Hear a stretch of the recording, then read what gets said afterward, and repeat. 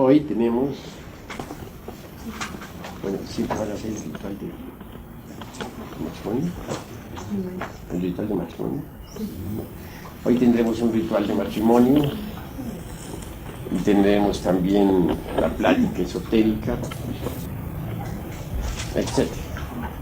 Empezaremos naturalmente preparando el ambiente con nuestra plática de tipo esotérico y luego proseguiremos con todo lo demás. Espero que los hermanos pues pongan toda su atención.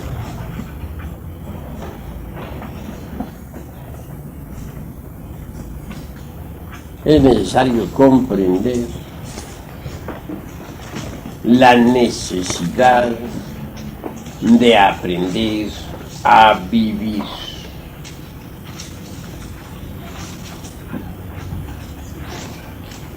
Las experiencias de la vida diaria son muy útiles. Desafortunadamente las gentes las repudian, las enjuician, las detestan, etc.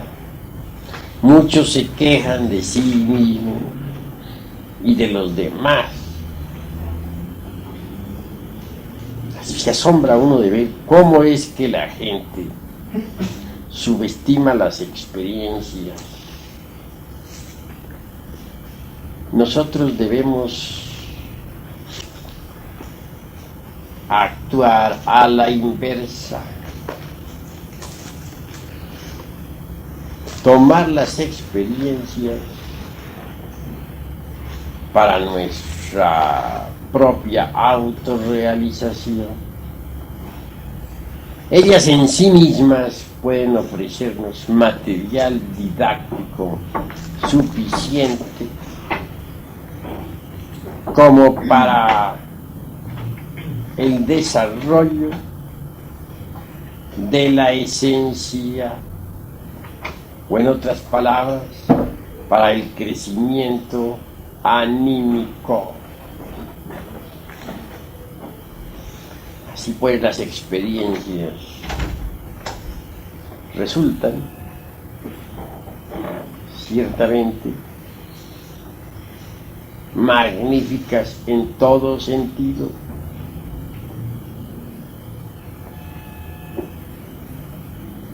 No es posible sacar material didáctico para el desarrollo de la conciencia de cualquier otro lugar que no sea de las experiencias. Por eso es que quienes las repudian o quienes protestan contra las dolorosas experiencias de la vida, obviamente se privan de lo mejor. Se privan precisamente de la fuente viva que puede conducirnos al robustecimiento de la vida anímica. Cuando uno toma las experiencias como material didáctico para su autorrealización, descubre sus propios defectos psicológicos, porque es en relación con la humanidad, es en relación con nuestros familiares,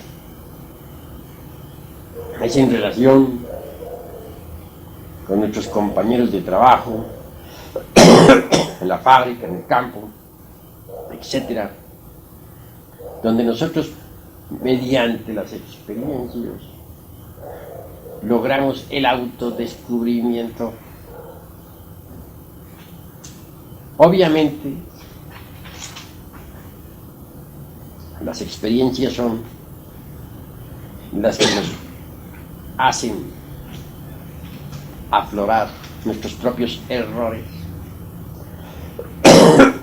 en presencia de nuestros insultadores, por ejemplo. Aflora el yo de la ira. En presencia del vino, aflora el yo de la borrachera. En presencia de personas del otro sexo, si no estamos alertas y vigilantes, como el vigía en época de guerra. Aflora la lujuria. Así pues, resultan útiles las experiencias para conocernos a sí mismos.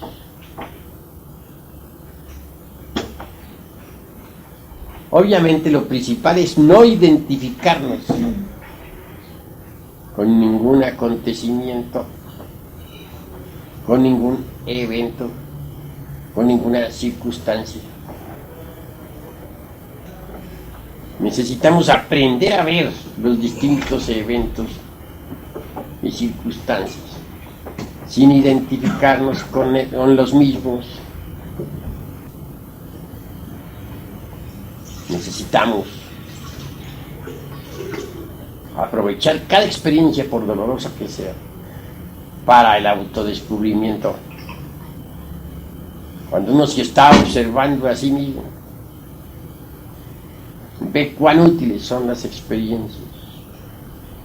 Si nos retiráramos a una caverna solitaria sin habernos autodescubierto,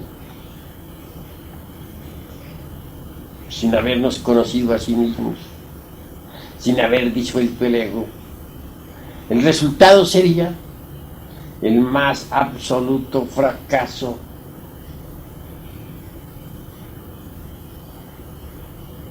En los Himalayas, muchos anacoretas vivieron en cavernas y hasta desarrollaron algunos siddhis, es decir, poderes.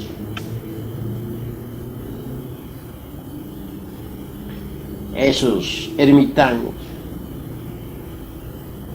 a base de rigurosas disciplinas esotéricas, consiguieron el samadhi,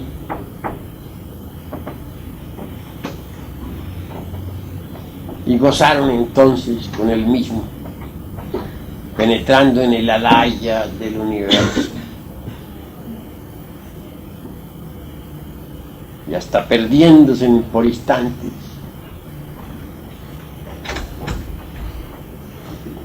en el supremo Parabrahma Hatma.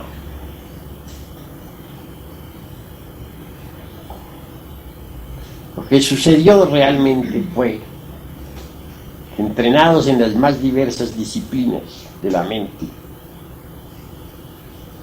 tales cenobitas lograban desembotellar la esencia, la conciencia. Y esta, en ausencia del ego, pudo experimentar eso que no es del tiempo, eso que está más allá del cuerpo, de los afectos y de la mente. Embriagados pues con el soma del samadhi, se creyeron mahatmas. Nunca trabajaron sobre el ego. Jamás se preocuparon por desintegrar los diversos agregados psíquicos. Solo se especializaron en la yoga de la meditación. Ya desencarnados, como quiera que indubitablemente se habían hecho atletas de la ciencia del dhyani o meditación. La esencia momentáneamente pudo hasta penetrar en los templos, en los planetas del Cristo, flotar en el ambiente de tales planetas que son de naturaleza espiritual. Desafortunadamente, sin poder ingresar a las corporaciones de dichos mundos. Pasado el éxtasis, la esencia volvió otra vez al ego, al interior del mí mismo. Posteriormente regresaron, se reincorporaron. Y ahora son en el mundo occidental personas vulgares, comunes y corrientes. En tanto en el Oriente, en el Tíbet, se le sigue aún todavía venerando como a santos. Es necesario entender la necesidad de desintegrar el ego. No sería posible esto si no aprovecháramos las duras experiencias de la vida. Hay personas también que después de un trabajo de observación constante con los distintos eventos de la existencia, se olvidan del trabajo. Entonces las experiencias vuelven a ser tomadas como antes. Cuando uno toma las experiencias de la vida como un medio para llegar a un fin, como un medio para el autodescubrimiento, como un medio para la autoobservación, puede saborearlas. El sabor del trabajo es algo maravilloso. Le da a uno una exquisitez inefable. Cuando uno descubre que tiene tal o cual defecto psicológico y lo elimina, entonces viene a saborear el trabajo. Es un sabor inconfundible. Pero cuando uno, después de haber trabajado, abandona el trabajo sobre sí mismo y vuelve a tomar las experiencias de la vida tal como antes, es decir, vuelve a reinvertir el sentido de las experiencias,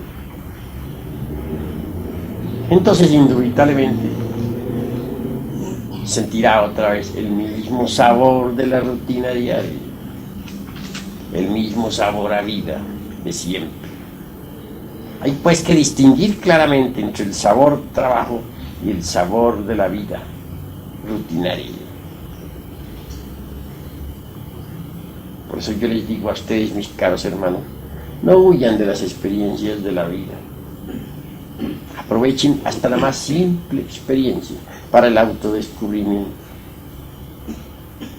Cualquier evento, por insignificante que sea, nos permite el autoconocimiento. Porque precisamente es en relación con las distintas gentes como viene uno a autodescubrirse, a descubrir sus propios errores. Es que afloran tan solo, tan espontáneos, que basta estar en estado de alerta para verlos. Defecto descubierto debe ser trabajado, debe ser enjuiciado, debe ser analizado correctamente, debe ser comprendido a través de la técnica de la meditación. Posteriormente viene la ejecución, la disolución. Cualquier agregado psíquico puede ser disuelto con la ayuda de Devi Kundalini Chakra, nuestra Madre Divina. Si nosotros le suplicamos que elimine de nuestro interior el agregado psíquico que hemos comprendido, ella así lo hará, lo desintegrará y quedaremos libres de tal defecto. Cuán dichoso se siente uno cuando elimina de sí mismo algún defecto. Siente uno como si le hubieran quitado una abrumadora carga de encima. Cuánta dicha. Y a medida que los distintos agregados psíquicos se van desintegrando, la esencia, el Buddhata, se van siendo liberados. Y cuando todos los agregados han sido reducidos a polvareda cósmica, desaparece la conciencia egoica y solo queda la conciencia limpia del ser, la conciencia prístina, original. Así pues, bien vale la pena que aprovechemos las experiencias prácticas de la vida para el autodescubrimiento. Sin ellas no sería posible el autodescubrimiento. Aquellos ermitaños que en tiempos idos se encerraron en las cavernas para meditar, alimentados por ahí con hierbas, raíces del bosque, realizar en sí mismos el vacío iluminador. Una cosa, mis queridos hermanos, es experimentar el vacío iluminador. Y otra cosa es, en verdad les digo, realizar en sí mismos al vacío iluminador. Hubo santos, místicos, ermitaños en el Oriente que experimentaron el vacío iluminador. Pero, como quiera que no trabajaron sobre sí mismos, como quiera que no eliminaron los agregados psíquicos, no pudieron realizar en sí mismos el vacío iluminador. Experimentar la naturaleza del vacío iluminador es útil, mis queridos hermanos, muy útil. Pero solamente nos quedamos en ese estadio del ser y no autorrealizamos interiormente el vacío iluminador, habremos perdido el tiempo, lamentablemente. No podríamos verdaderamente realizar en sí mismos el vacío iluminador si antes no trabajáramos desintegrando el ego, el mí mismo, el sí mismo.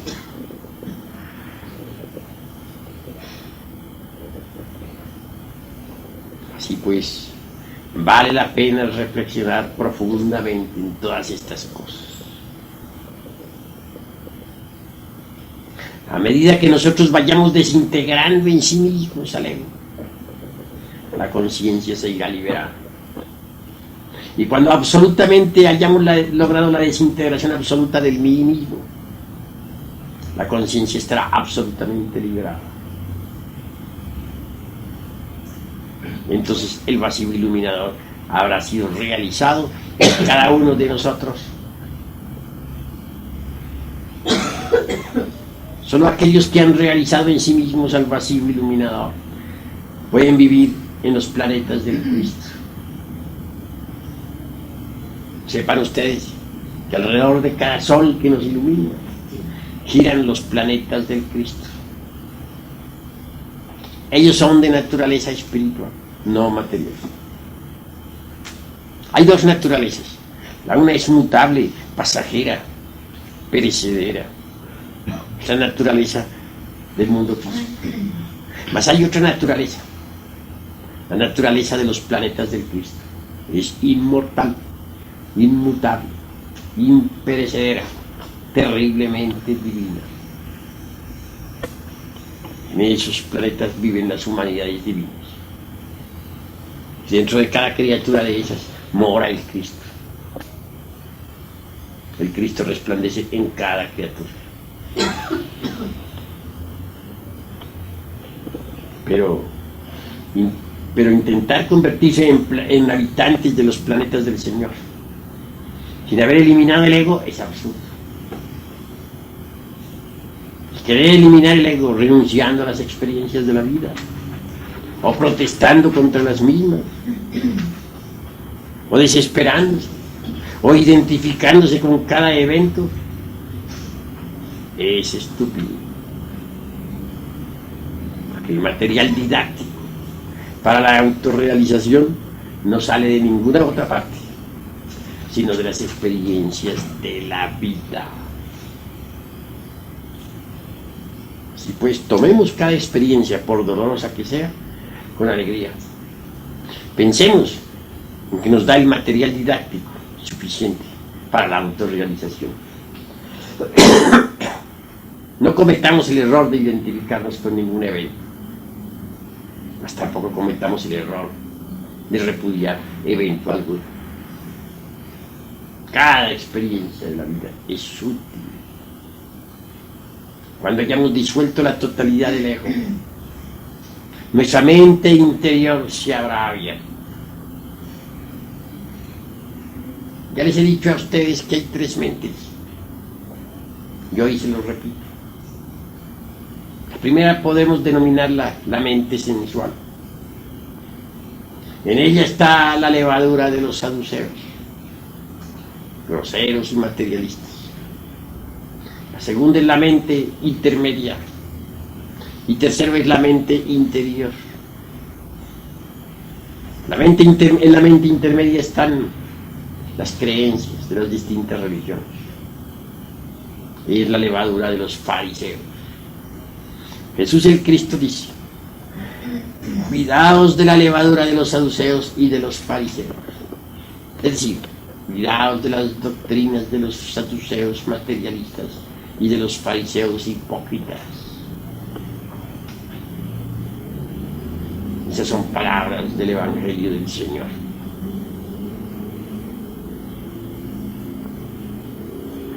¿Qué puede saber la mente sensual sobre lo real, sobre la verdad? Nada. ¿Por qué?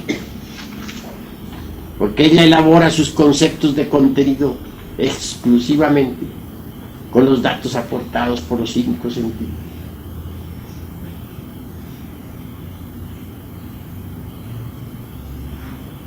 La mente intermedia tampoco sabe nada de lo real. Allí están las doctrinas de los fariseos. Bien sabemos que ellos asisten a sus templos para que otros los vean. Asisten a sus santos oficios o ritos para que otros digan de ellos lo mejor. Mas nunca trabajan sobre sí mismos. Fundamentan su religión exclusivamente en las creencias. Y eso es absurdo. Con la muerte del ego se abre la mente interior. Y esta es distinta. Esta funciona con los resortes de la conciencia. Esta recibe los datos de la conciencia superlativa del ser. Y con tales datos elabora sus conceptos de contenido. Como quiera que la conciencia trascendental y superlativa del ser tiene poder para experimentar lo real, la verdad. Obviamente la mente interior, al ser así informada, tiene buenos datos para elaborar sus conceptos de contenido. Por algo es que a la mente interior se le denomina razón objetiva. Por algo es que a la mente sensual se le denomina razón subjetiva. Quien tenga desarrollada la mente interior conoce lo real, conoce la verdad, conoce eso que está más allá del cuerpo, de los afectos y de la mente. Conoce los misterios de la vida y de la muerte. No porque otro se los diga o se los deje de decir, sino por experiencia mística directa.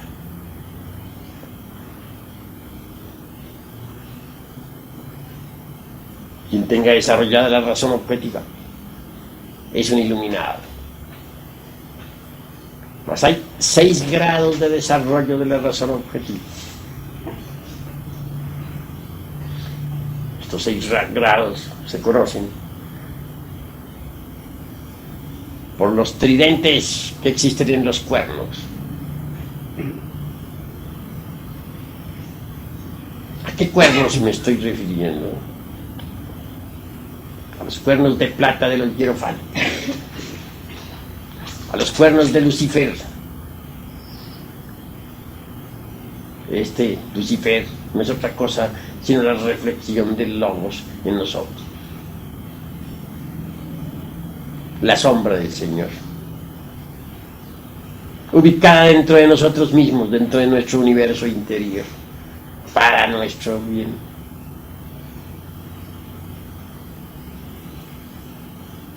¿Podríamos acaso ascender hasta el Gólgota del Padre por otro camino que no fuera el cuerpo de Lucifer, las espaldas de Lucifer? Imposible. ¿Podría alguien acaso trabajar en la forja de los cíclopes sin el impulso de Lucifer? Imposible. Lucifer da el impulso. Y si nosotros sabemos clavar la lanza en su costado, lo vencemos. Vencido el dragón, subimos, usando su espalda como escalera. La tentación es fuego. El triunfo sobre la tentación es luz. Si logramos vencer a Lucifer, subimos de grado en grado por sus espaldas. Cada triunfo sobre Lucifer implica de hecho un peldaño en el ascenso. Así de peldaño en peldaño llegamos a la cumbre del ser. Subimos por la montaña del ser. Decía que los 6 grados de desarrollo de la razón objetiva están en los cuernos de Lucifer. Sí, ahí está la marca. Quien tan solo tenga un tridente en esos cuernos no ha subido sino 1 grado. Quien tenga 2 tridentes indica un 2º grado de desarrollo en su razón objetiva. Quien tenga un 3 ha perfeccionado su mente hasta el 3er grado de su perfección objetiva. Pero quien tenga los 6 grados de los 6 tridentes en sus cuernos habrá alcanzado la perfección absoluta en la razón objetiva del ser. Habrá llegado al sagrado anclaje y podrá permanecer en él. Será perfecto. Y todos los coros de las ecolaptías de este universo, los 4 grandes coros o grupos, les obedecerán y venerarán. O mejor dijéramos, le obedecerá, le venerará.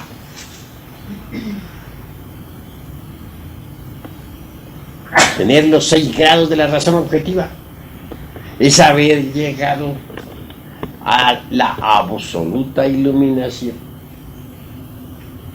al conocimiento objetivo absoluto sin lagunas de los misterios de la vida y de la muerte, de los misterios del logos, de los misterios del abismo y del cielo.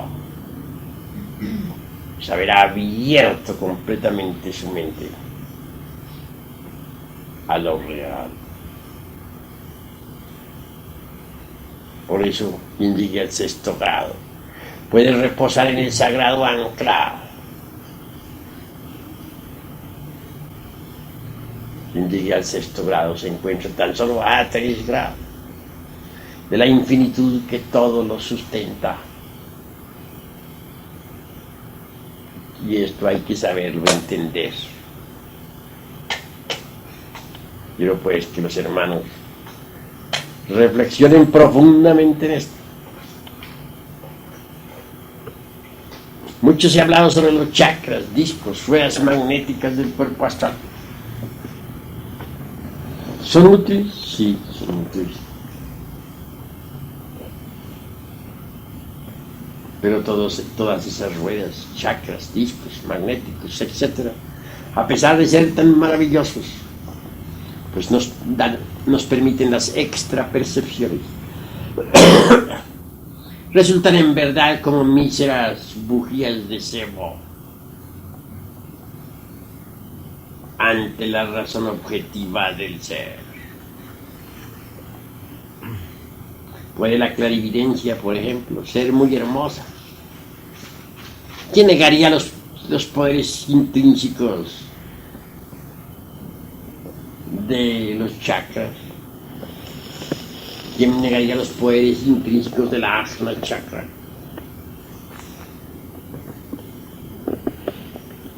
Mas ellos en sí mismos son como el fuego de un cerillo. comparado con la luz del sol.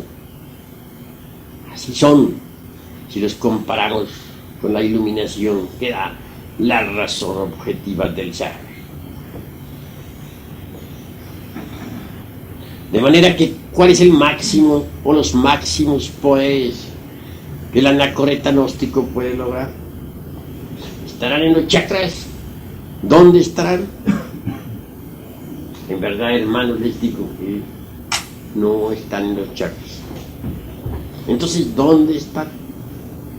Les digo en verdad, están en la razón objetiva del ser.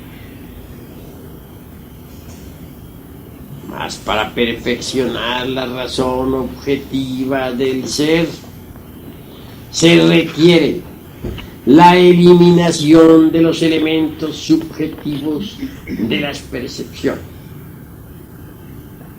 O en otros términos, la eliminación de los diversos yoes. Si así procedemos, si nos resolvemos a pasar por la aniquilación budista, tan temida para los señores del teosofismo, y solo entonces podremos en verdad reposar en el sagrado anclado. Hay dos psiquismos. El inferior está relacionado con los chakras. El superior, que pertenece a la conciencia superlativa y trascendental del ser, a los valores étnicos de lo divinal, de lo trascendental, a la cultura universal, espiritual, divinal.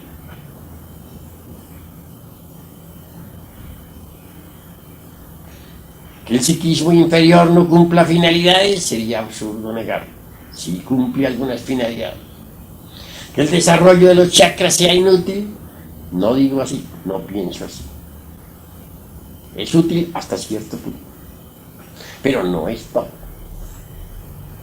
Cuando uno ha despertado conciencia y ha abierto en verdad la razón objetiva, y puede la razón objetiva o mente interior servir de instrumento a la conciencia, entonces la iluminación del ser es absoluta y supera a todos los chakras, pasa más allá de los chakras, entra en el terreno del superhombre, del Buda, del iluminado Buda. Quiero que los hermanos comprendan este aspecto intrínseco tan profundo. Quiero que entiendan también por tal motivo la necesidad de pasar por la aniquilación budista. Si así lo hicieren, no les pesará. Abrirán su mente interior y llegarán a poseer la iluminación. No quiero decir que antes no sea posible la experiencia del vacío iluminador. Es posible. Pero como ya les he dicho a ustedes, una cosa es la experiencia del vacío iluminador y otra cosa es la realización íntima del vacío iluminador. Cualquier anacoreta puede experimentar el vacío iluminador, pero eso no implica forzosamente la autorrealización íntima del vacío iluminador. Nadie podría realmente autorrealizar el vacío iluminador en sí mismo, en tanto no haya eliminado o desintegrado todos esos agregados psíquicos inhumanos que llevamos en nuestro interior. Vale la pena que comprendamos pues todo esto, que reflexionemos profundamente en el proceso de desintegración del ego. Hemos de sangrar profundamente y necesitamos lavar nuestros propios pies con la sangre del corazón, si es que queremos quedar completamente puros.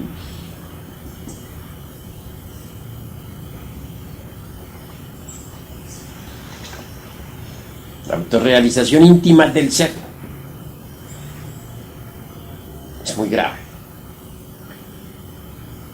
gravísimo. Ha de pasar uno por torturas espantosas. Muchas veces tiene uno que renunciar a lo que más ama. Tiene uno siempre que estar dispuesto a perder lo más querido. Y repito, lavar sus pies en la sangre del corazón. Necesita uno convertirse en algo diferente, en algo distinto. Hasta la misma identidad personal ha de perderse. Esto quiere decir, un día habremos de buscar hasta nuestra misma identidad actual y ya no la hallaremos. Se habrá perdido para nosotros mismos, porque nosotros nos habremos convertido en algo diferente. Necesitamos volvernos distintos, diferentes, cambiar radicalmente. ¿Cómo podríamos cambiar totalmente si conserváramos nuestra actual identidad?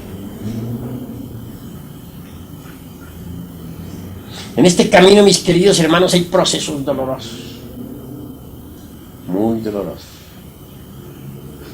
El que quiere empezar con éxito debe empezar con algunos sacrificios físicos,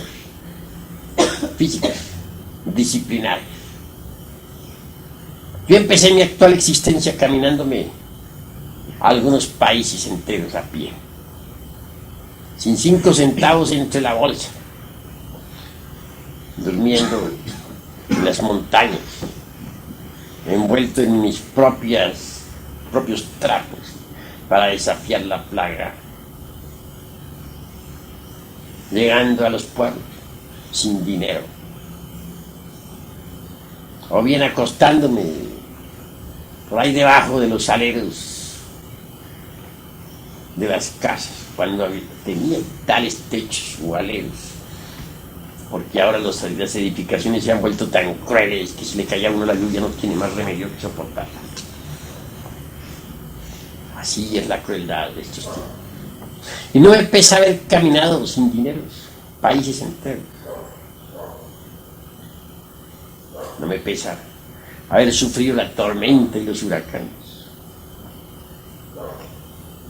No me pesa haber llegado a pueblos donde nadie me conocía y sin un céntimo entre la bolsa. Así empecé. Y mucho que me sirvió. Yo empecé en una forma natural. Mi padre, que está en secreto, quiso que así empezara, y así empecé. A otros les ha tocado empezar así, porque su gurú así lo ha establecido para su bien. Conozco el caso de un gurú de ojos negros penetrantes y mostachos negros. Organizó sus discípulos para una caravana. Recorrió países enteros para llegar a Grecia.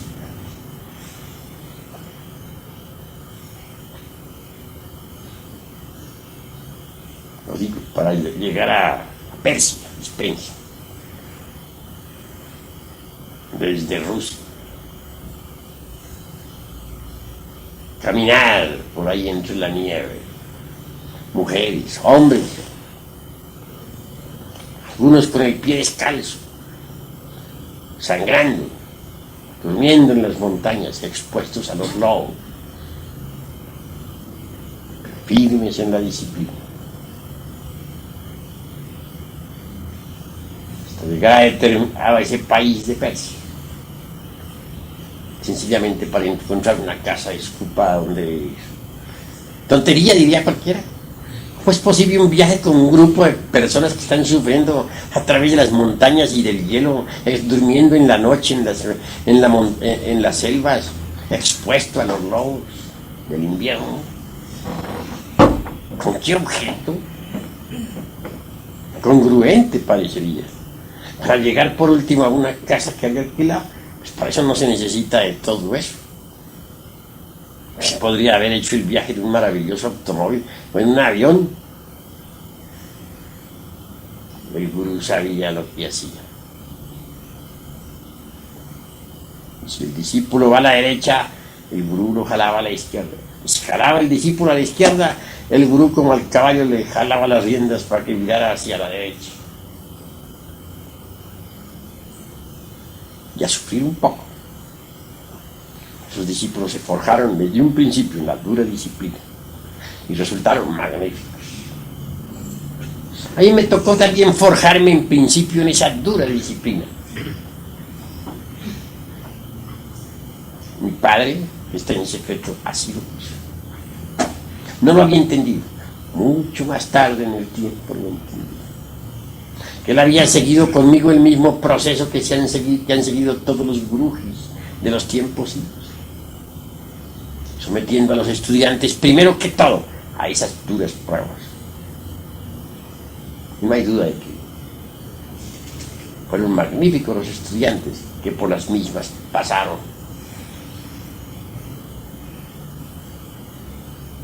Así, queridos hermanos, tiene uno que ir eliminando de sí mismo muchas pésimas costumbres, hábitos adquiridos que uno mismo ignora que los tiene, movimientos mecánicos sin sentido, etc. Tiene uno que hacerse consciente de todos sus gestos y actitudes y eliminar lo que no sirve. Todo esto requiere una observación muy rigurosa de sí mismo. En principio es conveniente esa dura disciplina de los viajes dolorosos y cruentos, de las torturas del camino, a fin de forjarse desde un principio como debe forjarse en la lucha.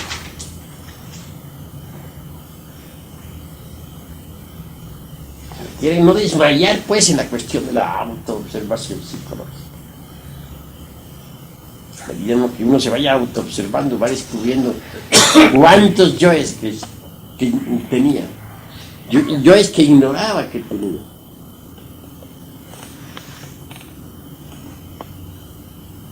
Uno se queda asombrado cuando se autodescubre.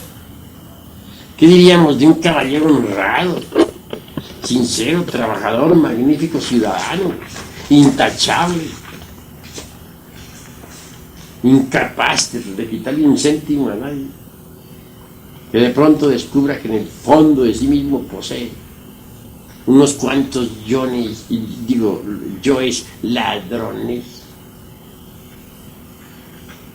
Imposible, dirían cualquiera. Imposible. No, en esto no hay nada imposible. ¿Qué diríamos de una dama honesta, magnífica esposa, virtuosa, entregada a su hogar, que de pronto autoexplorándose profundamente descubriese en el fondo de sí misma toda una legión de yoes prostitutas?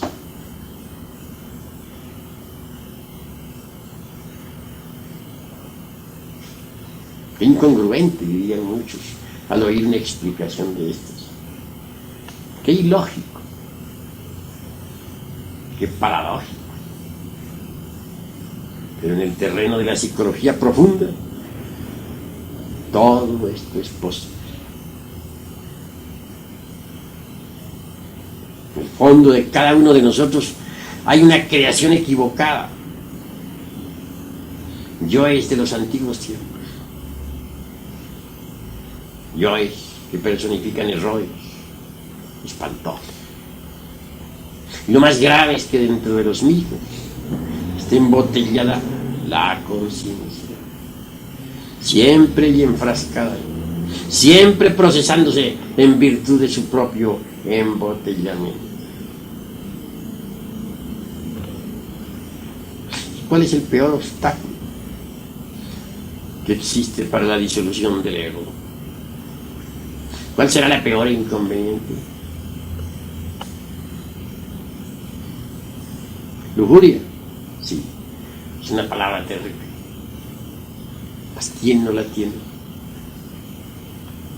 Y entre los aquí presentes podría decir que nunca ha tenido lujuria.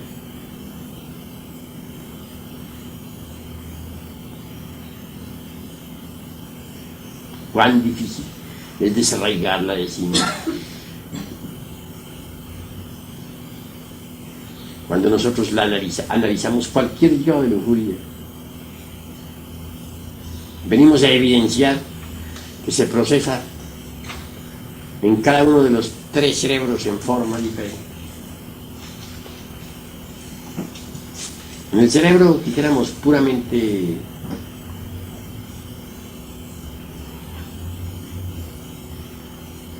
emocional, se expresaría como amor.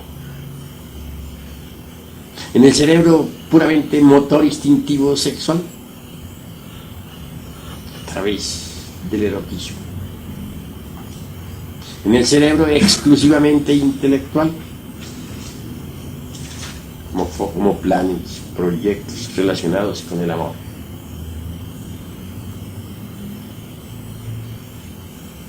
O con el ser que se ama o que se cree amar. Sin embargo, he ahí, todos no son sino fenómenos de un mismo yo, que se llama lujuria. Pero vean cuán distinto se manifiesta en el cerebro intelectual, qué forma tan distinta, qué otra forma asume en el corazón, y por último, cuál es su modo operandi en el centro motor instintivo sexual. Repito, en el centro motor instintivo sexual como pasión animal. En el corazón la lujuria asume otra forma. Podríamos denominarla como amor. Y en el intelecto asume otra forma, como proyectos relacionados con ese amor, como recuerdos de ese amor. Y es que cada yo tiene sus 3 cerebros: el intelectual, el emocional y el motor instintivo sexual. Cada yo es una persona con sus 3 cerebros. Eso es obvio. Así pues que dentro de nuestra persona hay miles de personas y cada una de ellas está organizada con sus 3 cerebros.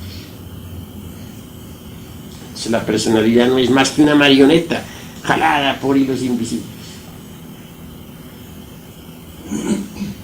Y ahí yo es muy difícil de arrancar de sí mismo y de desintegrar. Yo es que se confunden con la espiritualidad y con el amor. Se necesita tener, dijéramos, el ojo clínico para verse a sí mismo. Disponer siempre de ese bisturí finísimo de la autocrítica para abrir todo lo que tiene y hacerle la disección a sus valores. Solo así puede saber realmente qué es lo que tiene de verdad.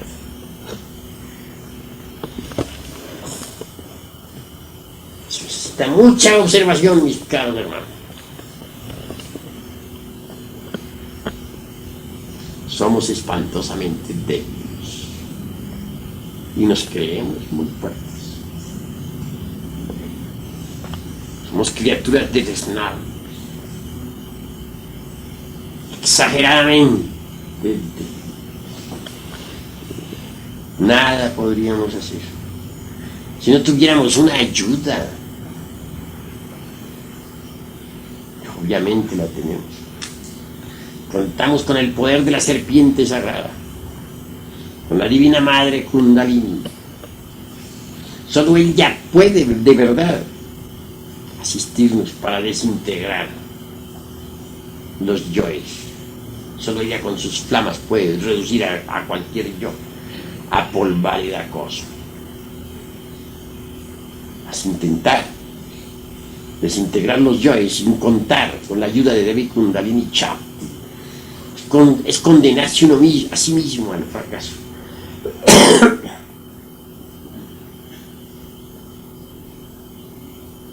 Y eso es muy grave.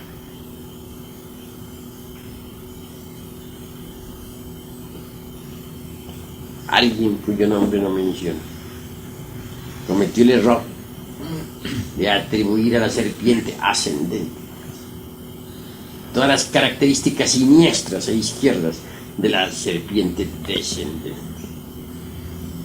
Hay 2 serpientes, la que sube y la que baja. La que sube es la Kundalini, y así abre paso por el canal de Sushumna a lo largo de la médula espinal dorsal, llega hasta el cerebro y posteriormente al corazón.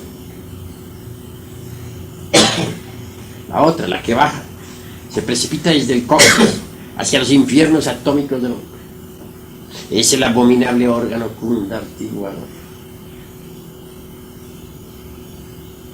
Si el abominable órgano kundartiguador, o la serpiente Pitión, que se arrastra por el lodo de la tierra, tuvo poder realmente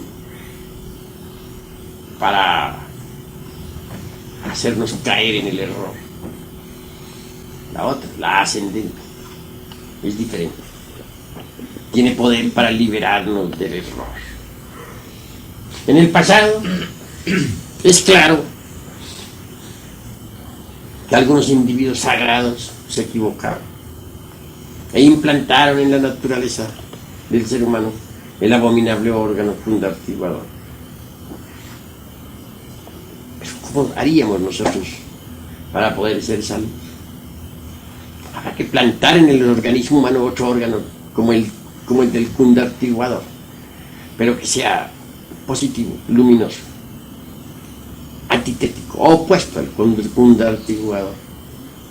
Existe ese otro, y es la kundalini. La misma palabra lo dice, kundalini. Kunda nos recuerda el abominable órgano kundartiguador. Lini significa fin, fin del abominable órgano kundartiguador. Esto es, ascendiendo la serpiente kundalini, el abominable órgano kundartiguador queda reducido a polvo de acoso. En el Génesis aparece la serpiente tentadora del Edén, la horrible Pitión con 7 cabezas, que se arrastraba por el lodo de la tierra y que Apolo irritado hirió con sus dardos. Ese es el abominable órgano kundartiguador. Pues también aparece en la sabiduría antigua Moisés, la serpiente de bronce que se enroscaba en la Tao, o lingam generador. Esa es la kundalini. Gurdjieff comete el error de confundir a la kundalini con el kundartiguador, a la serpiente que sube con la que baja, y atribuye a la que sube todos los siniestros poderes tenebrosos de la serpiente descendente. He ahí su error. Y ahí la causa por la cual sus discípulos no lograron disolver los yoes. Esa fue su gran equivocación. A base de mera comprensión, no es posible disolver los yoes. No niego que con el cuchillo de la conciencia, comprendiendo vivamente cualquier yo, podamos separarlo de sí mismos, de nuestra psiquis. Pero eso, mis queridos hermanos, no es suficiente, porque el yo separado de nuestra psiquis continuará vivo. No se resignará a permanecer lejos de casa. Intentará una y otra vez volver a ocupar su lugar. Se convertirá en un demonio tentador. Hay que desintegrar el yo que con el cuchillo de la conciencia hayamos separado de sí mismo. Y nadie puede desintegrarlo con otro poder que no sea con el poder de la Divina Madre Kundalini. Solo ella puede reducirlo a ceniza, a polvareda cósmica. Sí, pues lo fundamental, mis queridos hermanos, es morir en sí mismos, definitivamente, para poder abrir la mente interior y gozar de la razón objetiva, que es cognición verdadera de lo real, experiencia íntima del ser, visión búdica trascendental, divinal, más allá del cuerpo, de los afectos y de la mente subjetiva.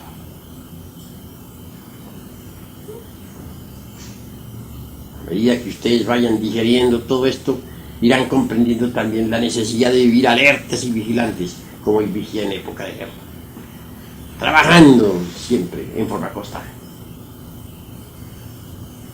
Porque así como están, como se encuentran en estos precisos momentos, ustedes no sirven para nada. Tienen una creación equivocada manifestándose a través de una falsa personalidad. Espiritualmente están muertos, no tienen realidad ninguna. Así como están todos ustedes, deben dejar de existir, porque si continúan existiendo así como están, tendrán que ingresar en la involución mineral de las entrañas de la tierra. Así como están muertos espiritualmente. No poseen la razón objetiva del ser. No han conseguido la iluminación. Yacen como sombras entre las profundas tinieblas. ¿Cuál es la realidad de ustedes? Sombra. Y nada más que eso. Sombra. Necesitan abrir la mente interior. Pero para ello tienen que dejar de existir como míseras sombras. Tienen que volverse despiadados consigo mismos. Porque hoy por hoy ustedes se quieren mucho a sí mismos. Se autoconsideran demasiado. ¿Pero qué es lo que ustedes quieren? ¿Su querido ego? ¿Su desnudez? ¿Su miseria interior? ¿Las tinieblas en que se hallan? Eso es lo que ustedes quieren tanto. No, hermanos. Reflexión. Profundamente, reflexión. Deben dedicarse a trabajar intensamente sobre sí mismos. Deben comprender el proceso de la lujuria, que es el peor enemigo de la eliminación del ego.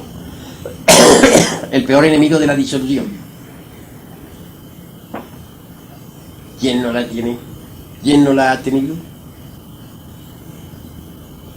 Sin embargo, hay que reducirla a ceniza.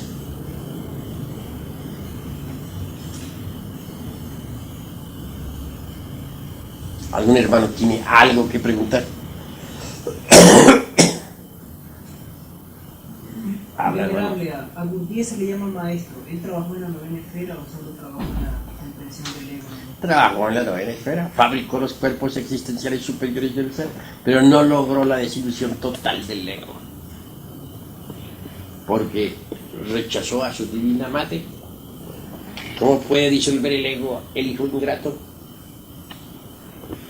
El hijo ingrato no progresa en estos estados. Primero que todo, antes de llegar al Padre, tenemos que llegar a la Madre. Eso es obvio.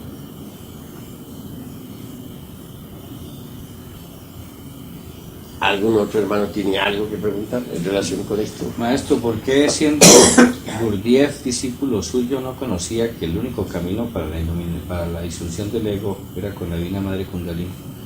Se olvidó de su base. En antiguas existencias estuvo bajo mi instrucción, pero en su existencia última, pues él, como quiera que estaba lejos de mí, se olvidó también de su divina madre. Ese fue su error. Ese. Sin ese poder fuerte, nadie puede desintegrar los agregados psíquicos. Porque uno por sí solo no logra nada. El cuchillo de la conciencia permite a uno separar a los yoes que ha comprendido, separarlos de su psiquis. Pero eso no significa disolución. Repito, tales yoes lucharán incesantemente por volver a acomodarse dentro de la máquina orgánica. ¿Hay algún otro hermano que tenga algo que preguntar? No quiero que ustedes no pregunten, sino que pregunten. Porque si uno no pregunta, no comprende. Hay veces que es necesario preguntar. Parsifal, en su primera llegada al castillo de Monsalvat, del Monsalvat trascendente,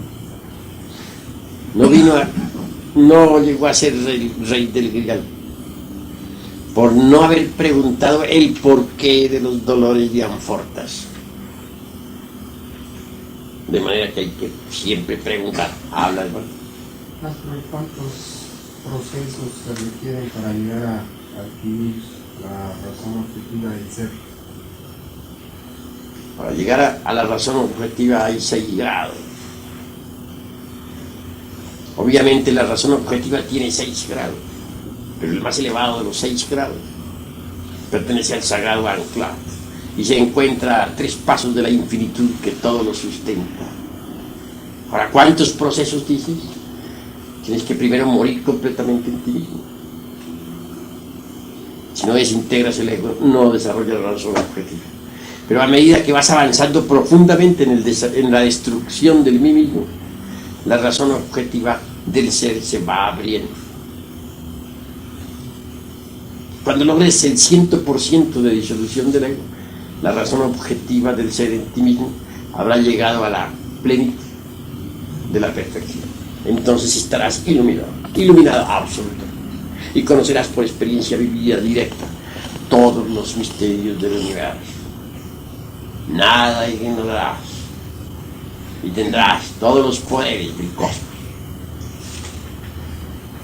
Esto está más allá de los chakras. Los chakras, repito, no son sino pálidas luces ante la luz del sol. Útiles, pero muy incipientes.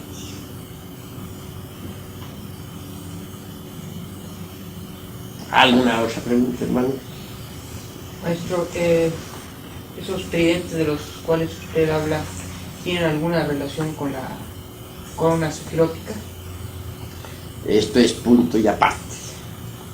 No mezclemos las distintas ciencias, porque nos convertiríamos en iconoclastas.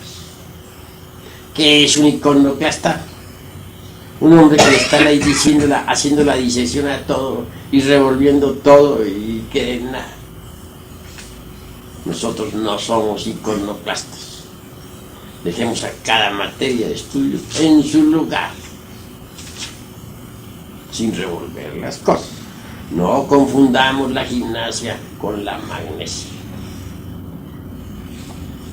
¿Alguna otra pregunta, hermano? Dejemos a cada materia de estudio en su lugar, sin revolver las cosas.